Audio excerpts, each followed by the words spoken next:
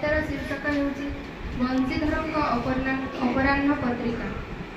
ଅପରାହ୍ନ ନାମରେ ସାଜୁଅଛି ଦିନ, ଖବର ନେଉଅଛି ଲୋକଙ୍କର ମନ। ସାଧାରଣ ଲୋକଙ୍କ ମନର କଥା, ଲେଖାରେ ଜାଣୁଅଛି ସତ୍ୟର ପଥା। ରାଜନୀତି, ସାହିତ୍ୟ, ସମାଜର ଛବି, ପ୍ରତ୍ୟେକ ପୃଷ୍ଠାରେ ଥିଲା ଜ୍ଞାନର ରଙ୍ଗୀ। ସନ୍ଧ୍ୟା ପତ୍ରିକାରେ ଜନମତର ସ୍ୱର, ସାହିତ୍ୟ ଲୋକରେ ହେଲା ସଞ୍ଚାର। ସହର ଗାଁ ସବୁଠି ସନ୍ଦେଶ, ଲୋକମତରେ ଦେଉଅଛି ପ୍ରବେଶ। ସମାଜ ସ୍ୱର, ସାହିତ୍ୟର ଗନ୍ଧ, ଅପରାହ୍ନ ଦେଉଅଛି ଆମ ମନକୁ ଆନନ୍ଦ।